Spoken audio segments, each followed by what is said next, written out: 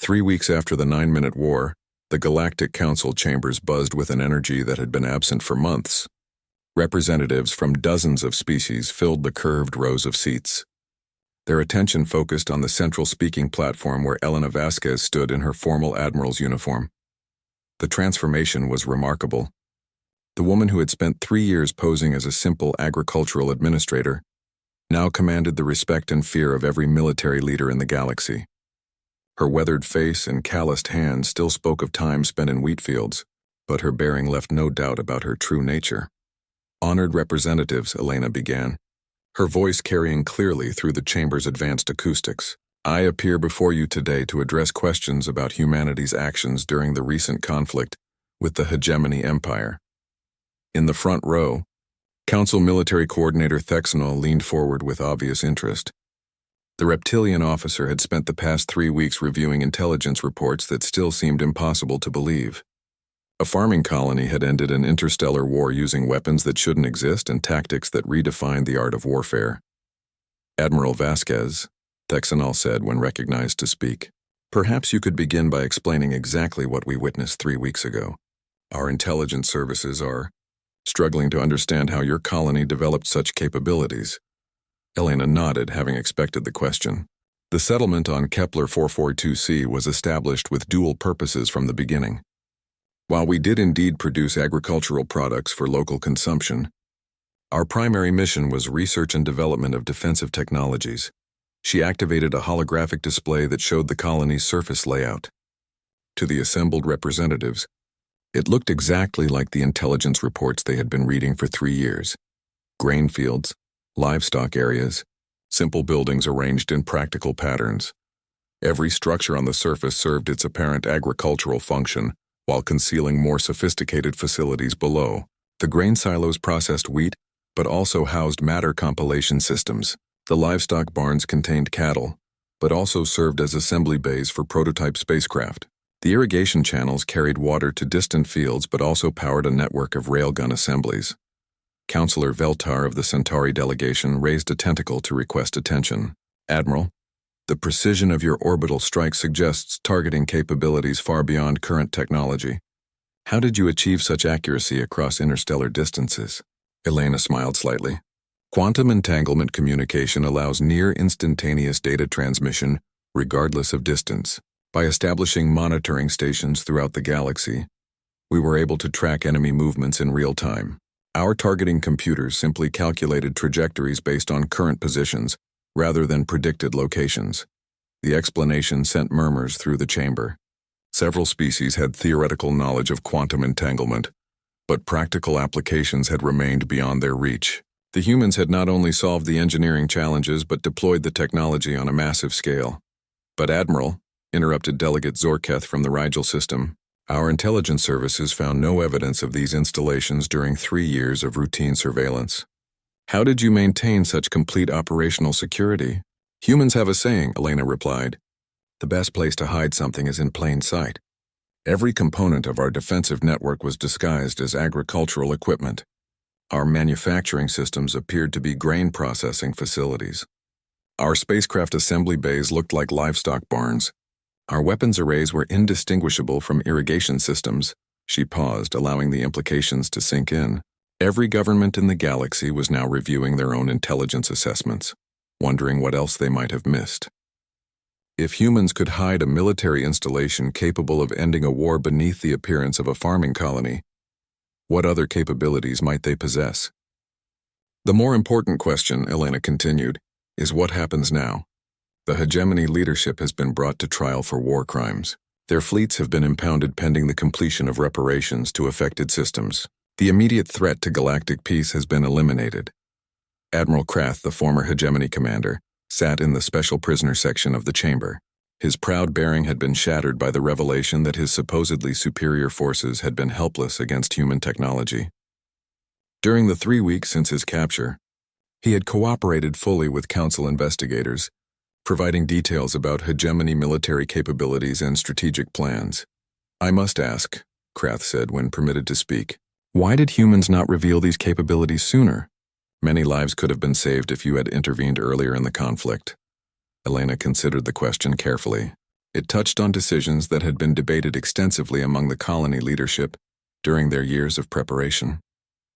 Because intervention carries consequences that extend far beyond the immediate conflict.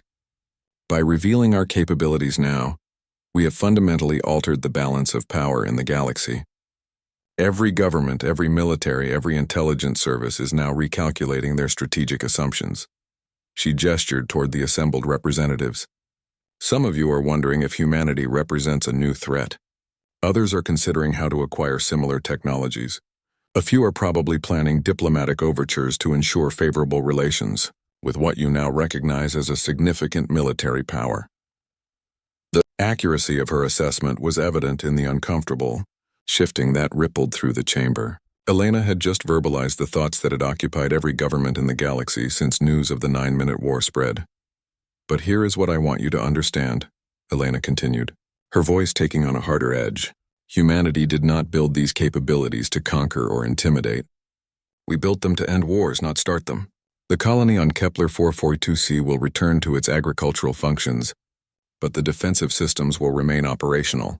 She activated another display, this one showing current deployment patterns of human forces throughout the galaxy. Many of the assembled representatives leaned forward with obvious interest, trying to gather intelligence about human military strength. Our fleet has returned to Kepler 442c and will resume standby status, Elena announced. The weapons arrays that ended the hegemony offensive will power down to monitoring mode. To outside observers, we will once again appear to be nothing more than farmers growing wheat and raising cattle. The silence that followed was profound. Elena was essentially announcing that humanity would withdraw from galactic affairs, returning to the shadows where they had operated for 3 years. But everyone in the chamber understood the underlying message. The farmers of Kepler 442c would be watching, and they could strike again if necessary. Counselor Veltar spoke into the silence. Admiral, what assurance can you provide that humanity will not use these capabilities for aggressive purposes? The same assurance I can provide that you won't use your plasma cannons to attack civilian targets, Elena replied. Our actions speak louder than our words. We had the capability to destroy the hegemony fleets completely, but we chose to disable them instead. We could have demanded territorial concessions or resource tributes, but we're asking for nothing except an end to the war. She deactivated the displays and faced the assembly directly. Humanity prefers to be left alone to pursue our own interests. We built defensive capabilities because history has taught us that peaceful intentions don't guarantee peaceful neighbors. The galaxy has now seen what happens when we judge that our security is threatened. Elena stepped back from the speaking platform, her formal presentation complete.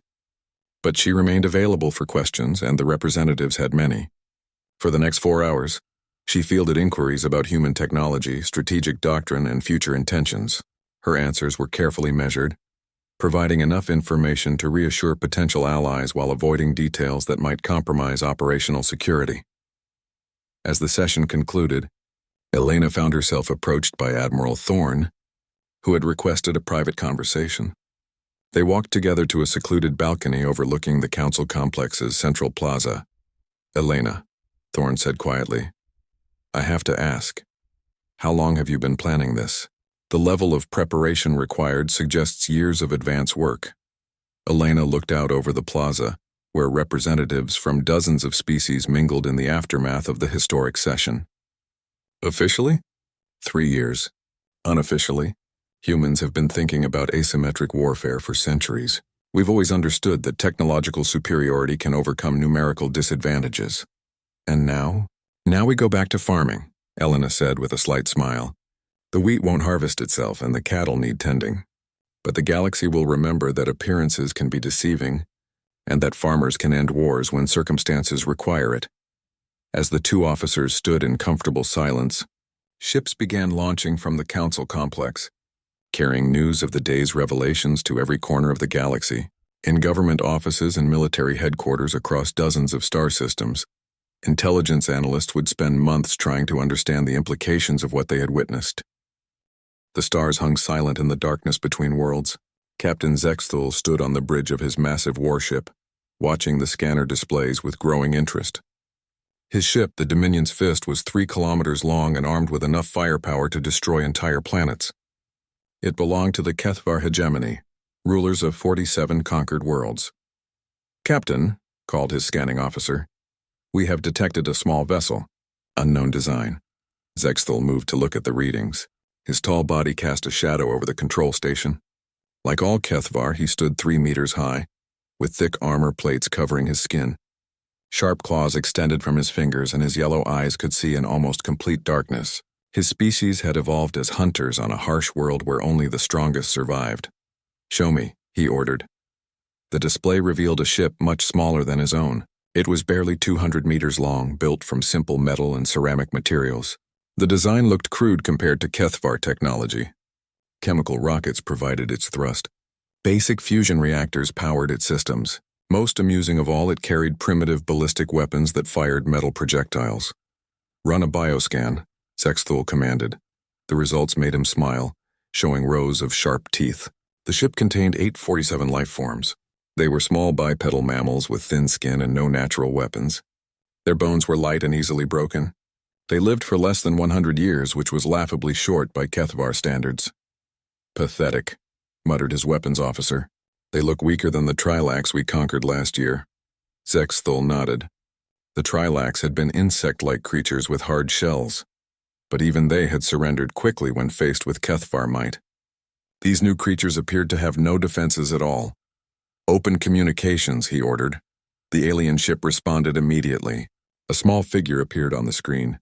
It was one of the mammals, wearing a dark blue uniform with strange markings. Its face was smooth except for hair growing from the top of its head.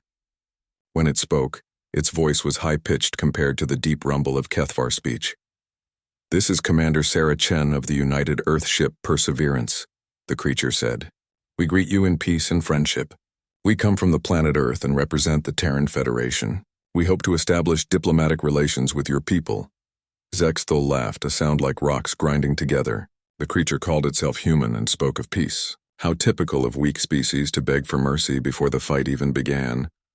"I am Captain Zexthal of the Kethvar hegemony," he replied. "Your vessel will surrender immediately for biological cataloging and resource extraction. Resistance will result in the destruction of your ship and all aboard." The human's expression changed slightly. Its eyes narrowed and its mouth formed a straight line. "Captain, we are on a peaceful mission. We have committed no hostile acts. We request that you honor interstellar law and allow us to continue our journey." "Interstellar law." Zexthal's claws clicked against his command chair. "The only law here is the law of strength. You are weak. We are strong. Submit now and some of your crew may survive to serve the hegemony." The human was quiet for several seconds. When it spoke again, its voice was calm but somehow different. "Captain Zexthal, I formally protest your actions under the Galactic Convention on First Contact. Your threats constitute an act of war against the Terran Federation. I strongly advise you to reconsider." Zexthal cut the communication and turned to his crew. "Prepare boarding parties. These mammals think they can threaten us with their federation. We will show them what happens to species that do not know their place." His tactical officer brought up new scanner readings. "Captain, their ship is moving into a defensive position. They are charging their weapons." "Their weapons?" Zexthal looked at the display. The human ship had turned to face them, but its tiny guns posed no threat to Kethvar armor. "What can those primitive projectile throwers do to us?" What the Kethvar scanners could not detect were the quantum-encrypted communication arrays hidden throughout the human ship. While Zexthal prepared his attack, Commander Chen was already sending coded messages through channels the aliens could not see or understand. Chen stood in the bridge of the Perseverance, watching her crew prepare for battle. Around her, humans moved with quick efficiency. They showed no panic even though they faced a ship 15 times larger than their own. "Engineering, this is the bridge." Chen spoke into her communicator. "Activate Protocol 7. "Understood, Commander," came the reply from Chief Engineer Tom Bradley. "All industrial fabricators are switching to emergency production mode." Chen knew their ship was not built for war. It was a patrol vessel designed to explore new star systems and make first contact with alien species. But every human ship carried certain capabilities that the designers hoped would never be needed. In the engine room, Bradley watched as the ship's manufacturing systems came online. Machines that normally produce spare parts and tools began creating something very different. The fabricators had stored programs for weapons, armor, and military equipment. Within minutes, they would begin producing items that could turn a peaceful exploration ship into something much more dangerous. "Weapons officer," Chen called. "What is our status?" Lieutenant Martinez looked up from his station. "Railguns are charged and ready. Point defense systems are active. Missile tubes are loaded with armor-piercing rounds." Chen nodded. The Kethvar had made a serious mistake. Their scanners had detected the ship's backup weapons but missed the primary systems entirely. Railguns that could accelerate projectiles to incredible speeds, missiles guided by artificial intelligence, defense systems that could track and destroy incoming threats automatically. "Communications, send a message on all frequencies," Chen ordered. "This is UES Perseverance to any human vessels in range. We are under attack by an unknown alien force. Activating beacon." The message went out through space carried by quantum transmitters that moved faster than light itself. In seconds, it reached relay stations throughout human space. Computer systems began calculating response times and mobilizing fleets. Back on the Kethvar ship, Zexthal watched his boarding pods launch toward the human vessel. Each pod contained 20 warriors armed with energy weapons and personal armor. They had conquered dozens of worlds using these same tactics. "Time to hull breach?" he asked. 30 seconds, Captain." Zexthal settled back in his chair to watch the conquest begin. Soon he would have a new species to add to the hegemony's collection of slaves. These humans might prove useful as laborers, assuming any survived the initial assault. The boarding pod struck the Perseverance's hull with tremendous force, cutting through the outer plates with plasma torches. Kethvar warriors poured into the ship, expecting to find terrified mammals cowering in corners. Instead, they found themselves in carefully prepared kill zones. The humans had not run. They had not hidden. They had turned their own ship into a weapon against invaders. What the Kethvar had thought would be an easy conquest was about to become something very different indeed. In the darkness between stars, two very different species were about to learn the true meaning of warfare. Captain Zexthal stood in the damaged control center of his ship, watching repair crews struggle to fix the holes blown through his vessel's hull. The attack had lasted only minutes, but the Dominion's fist would need weeks of work before it could fight again. "Report," he demanded from his communications officer. "We have intercepted several transmissions from the human escape pods," the officer replied nervously. "Captain, I think you need to see this." The display showed a message that had been broadcast on multiple frequencies immediately after the human ship's destruction. It was in the same language the humans had used during their first contact, but this time there were no offers of peace or diplomacy. "This is Commander Sarah Chen to all Terran Federation vessels.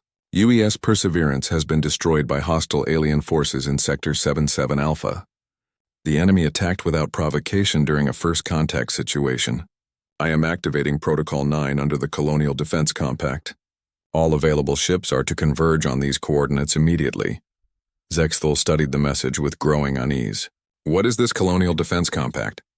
His intelligence officer pulled up what little information their scanners had gathered about the human vessel. "Sir, we detected quantum communication arrays throughout their ship, much more advanced than we initially realized. This message was transmitted faster than light to, we estimate, at least 40 different star systems." 40 systems? Zexthal's claws clicked against his command chair. "Are you saying these humans control 40 worlds?" "Sir, that appears to be a conservative estimate. Our deep scans detected navigation data suggesting they have settlements in over 100 star systems." The captain felt a chill run through his armored body.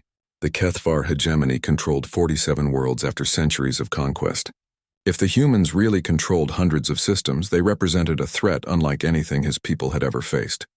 "Sir," called the scanning officer, "I am detecting a new contact. Single vessel approaching at high speed." Zexthal moved to look at the readings. The approaching ship was larger than the Perseverance, but still much smaller than his own vessel. However, its energy signature was completely different. Where the first human ship had shown primitive fusion reactors, this new vessel radiated power levels that rivaled Kethvar technology. "It appears to be a warship," reported the tactical officer. "Heavily armed and moving fast." The new ship dropped out of faster-than-light travel just outside weapons range. Immediately, it began broadcasting on all frequencies. "Kethvar vessel, this is Captain James Morrison of the UES Retribution. You are ordered to surrender immediately for crimes against the Terran Federation. You have 30 seconds to comply. Zexthul laughed, but the sound lacked his earlier confidence. One ship against my battle group? Do they think we are fools? His weapons officer looked up from his console with confusion. Captain, what battle group? The Dominion's fist is alone. What? Zexthul checked his displays. Indeed, his ship was isolated in this sector. He had been so confident about conquering primitive humans that he had not bothered to call for support. Sir, the human ship is powering weapons. Energy readings are... Captain, their weapons are more powerful than ours. The Retribution fired without further warning.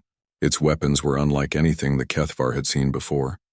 Instead of simple energy beams, it launched projectiles that seemed to phase in and out of normal space, bypassing shields entirely. The shot struck the Dominion's fist with devastating effect.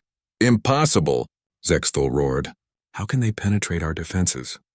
His science officer studied the readings with growing fear. Captain, those were quantum torpedoes. They exist in multiple dimensions simultaneously. Our shields cannot stop them because they never actually touch the shields. More weapons fire followed. Kinetic projectiles moving at incredible speeds. Swarms of small missiles that seemed to think for themselves. Energy beams that adapted their frequency to punch through armor. The human ship fought like nothing the Kethvar had ever encountered.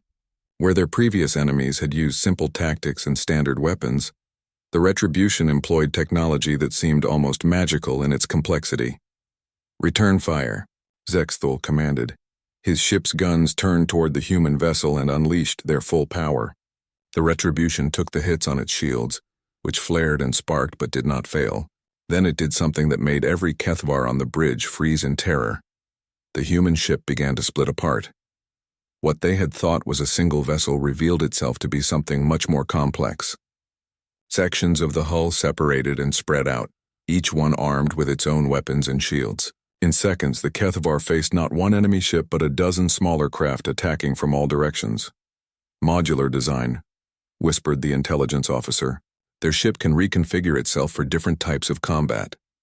The separated sections moved with perfect coordination, as if controlled by a single mind.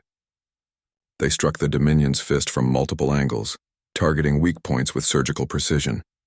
Zexthul realized his ship was doomed. Send a distress call to the hegemony. Request immediate reinforcement. Already sent, Captain. Fleet Command is dispatching the 3rd Battle Group. 12 ships, including the dreadnought Eternal Victory. The captain felt some relief. 12 Kethvar warships would surely be enough to destroy these strange humans, no matter how advanced their technology. But as his ship continued to take damage, more human vessels began appearing in the system. They arrived in small groups emerging from faster-than-light travel with military precision. Sir, reported the scanning officer, I count 15 human ships now. No, 20. They keep coming. Captain Morrison's voice came over the communication system again. Kethvar vessel, you are outnumbered and outgunned.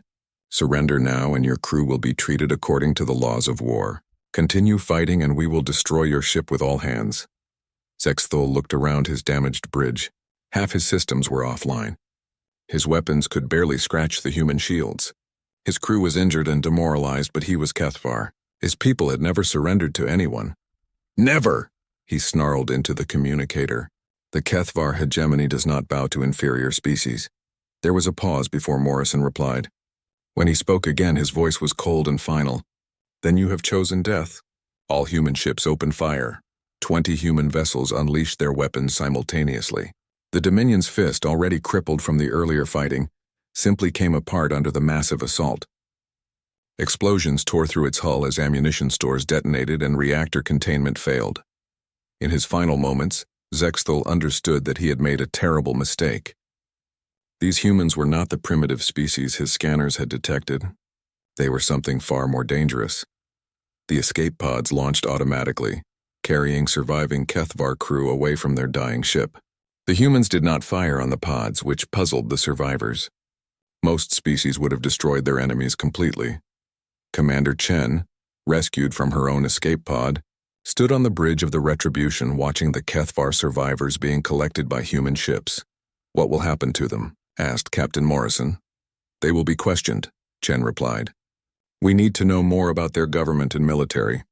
Then they will be returned to their people with a message. What kind of message? Chen looked out at the stars, knowing that somewhere in the darkness the Kethavar were preparing to send more ships. They still did not understand what they had awakened. The kind of message that will make them think very carefully before attacking humans again, she said quietly. But even as the immediate battle ended, both sides knew this was only the beginning. The Kethavar hegemony had ruled this region of space for centuries. They would not accept defeat from a species they considered inferior, and the humans had learned that there were hostile aliens in the galaxy who attacked without provocation. The Terran Federation took such threats very seriously indeed. In the depths of space, fleets began to move. The galaxy was about to discover what happened when someone made the mistake of choosing humans as their enemy. High Admiral Thexmore stood in the command center of the Kethavar fleet, studying the reports from the disaster in Sector 77 Alpha. Around him, his staff officers worked frantically to understand how an entire battle group could be destroyed by a handful of primitive ships. "Show me the recordings again," he commanded.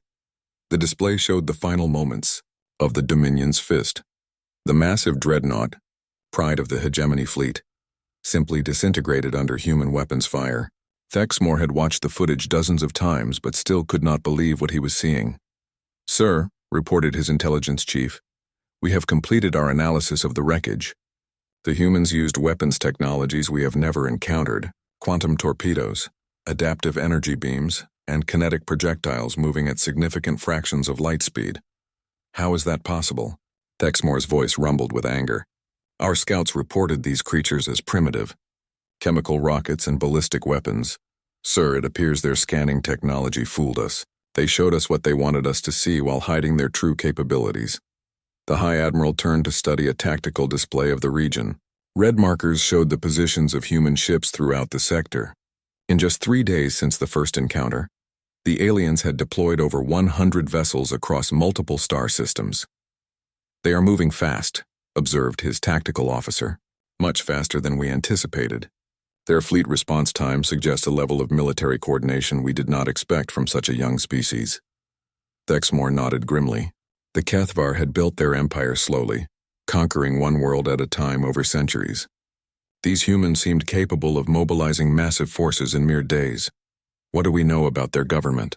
he asked. "Very little, sir. Intercepted communications mention something called the Terran Federation. They appear to have a unified military command structure spanning multiple star systems. Most concerning, they seem to have protocols already in place for exactly this type of situation." "You mean they were prepared for war?" "Sir, everything we have observed suggests these humans are always prepared for war." Thexmore studied the display showing his own forces.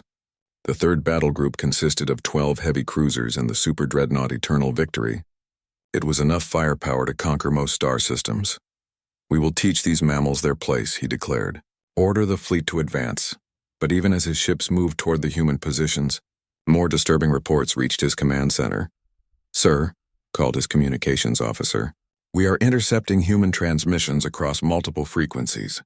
They appear to be coordinating a massive military response." The officer played back some of the intercepted messages. Most were in codes the Kethavar could not break, but fragments came through clearly. "Third Fleet deploying to Sector 77 Alpha. Admiral Park assumes command. Article 7 of the Colonial Defense Compact is now in effect. All reserve units to report immediately." Thexmore felt a chill run through his armored body. "How many fleets do they have?" "Unknown, sir. We have detected references to at least 7 numbered fleets, plus various regional commands and reserve forces." The tactical display updated with new information as Kethavar scouts reported human ship movements. What they saw defied belief. Hundreds of ships were converging on the battle zone from dozens of different star systems. The humans were not sending a small force to investigate. They were mobilizing for total war. "Sir," reported the science officer, "long-range scans have detected something else. The humans are moving non-military vessels as well. Cargo ships, colony transports, even mining vessels are being repositioned." "What could that mean?" "Sir, I believe they are evacuating civilian populations from potential combat zones while simultaneously bringing up supplies and reinforcements. This level of organization suggests they have done this before." Thexmore considered that possibility with growing unease.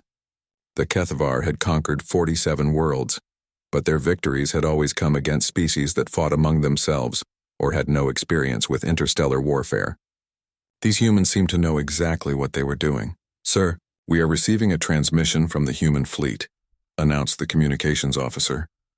The main display showed a human wearing a dark uniform with numerous decorations. Unlike the previous humans they had encountered, this one was older, with gray hair and cold, calculating eyes. "I am Admiral Lisa Park of the Terran Federation Third Fleet," the human said. "You are trespassing in Federation space and have committed acts of war against our people. You will withdraw immediately to your own territory and await our representatives for negotiations." Thexmore laughed, the sound echoing through his command center. "I am High Admiral Thexmore of the Kethvar hegemony. We do not negotiate with inferior species. Surrender now and some of your people may be allowed to live as slaves." The human admiral showed no emotion at his words. "High Admiral, you have made a serious mistake. You scanned our ship and learned that humans live for only 80 years. You should have considered what that means." "What does it mean?" Thexmore asked, curious despite himself.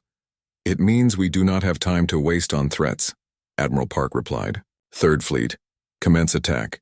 The space around the Kethvar formation suddenly filled with weapons fire. The humans had not positioned their ships for a traditional battle. Instead, they had surrounded the alien fleet completely, attacking from all directions simultaneously. Thexmore watched in shock as his ships came under assault from weapons that defied every principle of space combat he knew. Human torpedoes phased through his shields as if they were not there. Kinetic projectiles moving at impossible speeds punched through armor like paper. Most terrifying of all, clouds of small objects swarmed around his vessels, attaching to the hulls and exploding with tremendous force. "What are those things?" he demanded. "Self-replicating combat drones," reported his science officer. "They appear to be reproducing themselves using materials from our own ships." The Eternal Victory shuddered as explosions rippled across its hull. Thexmore's flagship was the most powerful vessel in the Kethvar fleet, but it was taking damage at an alarming rate. "Return fire," he commanded. "All ships concentrate on their flagship." His fleet's weapons turned toward the largest human vessel, unleashing enough energy to vaporize a small moon. The human ship took the hits on its shields, which sparked and flared but somehow held. Then the human vessel did something that made every Kethvar officer freeze in terror. It began to change shape. The ship's hull flowed like liquid metal, reconfiguring itself from a traditional battleship design into something that looked more like a weapon than a vessel. Gun ports opened along its entire length, revealing arrays of weapons that had been hidden within the ship's structure. "Adaptive architecture," whispered the science officer. "Their ships can rebuild themselves during combat." The transformed human vessel fired a single massive beam that cut completely through one of the Kethvar cruisers.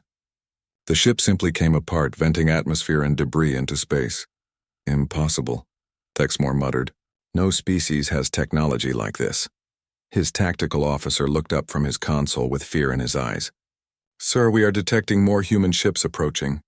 "A lot more." The display updated to show new contacts appearing throughout the system. Dozens of ships, then hundreds, all bearing the markings of the Terran Federation. They moved with military precision, taking up positions that would allow them to destroy any Kethvar vessel that tried to escape. Admiral Park's voice came over the communication system again. "Hi, Admiral, you now face 400 human warships. We also have 200,000 Marines aboard our transport vessels. Surrender immediately and your crew will be treated as prisoners of war. Continue fighting and we will destroy every ship in your fleet." Thexmore looked around his damaged bridge. Half his ships were already destroyed or disabled. The humans had surrounded his remaining forces completely. Escape was impossible. But more than the tactical situation, it was the human admiral's words that filled him with dread. 200,000 Marines. That was more soldiers than the Kethvar had used to conquer entire star systems. "How many ships does your Federation have?" he asked. Admiral Park smiled, but there was no warmth in the expression. "Enough," she said simply. As if to emphasize her point, even more human vessels began appearing in the system. These were not warships, but massive industrial platforms that began deploying defensive satellites and communication relays. The humans were not just winning the battle. They were claiming the entire star system as their own. Thexmore realized with growing horror that he had not attacked a primitive species at all. He had provoked a military power that made the Kethvar hegemony look like children playing with toys. And somewhere in the depths of space, he knew even more human fleets were moving toward Kethvar territory. The war had only just begun. 6 months after the first encounter, Admiral Lisa Park stood in the command center aboard her flagship, watching the final approach to the Kethvar homeworld. Around her, the Third Fleet moved in perfect formation, 500 ships strong. Behind them came another 2,000 vessels carrying the largest invasion force in human history. The war had been unlike anything the galaxy had ever seen. The Kethvar had expected traditional battles between fleets of warships. Instead, the humans had struck at their supply lines, communication networks, and industrial centers. Human special forces had appeared on Kethvar worlds without warning, shutting down military installations and freeing enslaved populations. Most shocking of all, the humans had turned the Kethvar's own conquered species against them. 47 worlds that had been held in slavery for generations suddenly found themselves receiving human weapons, training, and support. Revolts broke out across the hegemony as freed populations struck back at their former masters. "Admiral," reported her intelligence officer, "we are receiving surrender proposals from 12 different Kethvar fleets. They are offering to withdraw from all contested systems in exchange for a ceasefire." Park studied the tactical display showing the positions of remaining Kethvar forces. What had once been a proud empire now consisted of scattered ships hiding in remote star systems. Their military power had been systematically destroyed by human forces that seemed to be everywhere at once. "Tell them we do not negotiate with slave owners," she replied. "They can surrender unconditionally or face destruction." The human fleet had grown larger throughout the conflict as more ships arrived from the core territories. The Terran Federation possessed industrial capabilities that dwarfed anything the Kethvar had imagined possible. Human shipyards could build vessels faster than the aliens could destroy them. "Ma'am," called her communications officer, "we are being hailed by the Kethvar homeworld." The main display showed an aged Kethvar wearing elaborate ceremonial armor. His yellow eyes were dim with defeat, and his once proud posture had been broken by months of watching his empire crumble. "I am Supreme Commander Kelthane of the Kethvar hegemony," he said in heavily accented human speech. We wish to discuss terms." Admiral Park regarded the alien leader with cold professionalism. "The terms are simple, Supreme Commander. Complete and unconditional surrender. All Kethvar forces will lay down their weapons. All enslaved populations will be freed. Your government will be dissolved and replaced with human administration until your people learn to live peacefully." Kelthane's mandibles clicked in distress. "You cannot simply destroy our civilization. We are an ancient people with a proud history." "Your proud history includes the enslavement of 47 species," Park replied. "That history ends today." The Supreme Commander was quiet for a long moment. Around him, his advisors whispered urgently in their own language. Finally, he looked back at the human admiral with something like desperation in his eyes. "What do you want from us? Territory? Resources? Tribute? Name your price." Admiral Park shook her head. "We do not want your territory. We do not need your resources. We want something your people have never given anyone before." "What?" "Justice."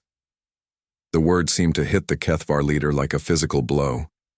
In their language, there was no direct translation for the human concept of justice. The strong ruled the weak. That was the natural order of things. "I do not understand," Kelthane said quietly. "You will," Park assured him. "Human peacekeeping forces are already landing on every world in your former empire. They are freeing slaves, establishing democratic governments, and ensuring that former victims receive compensation for their suffering. And what of my people? Those who committed crimes against other species will face trial. Those who simply followed orders will be re-educated. Your military will be disbanded. Your weapons will be destroyed. And you will spend the rest of your lives making amends for the harm you have caused." Kelthane's shoulders sagged in defeat. "You are going to destroy us anyway." "No," Admiral Park said, and for the first time her voice showed a hint of compassion. "We are going to save you from yourselves."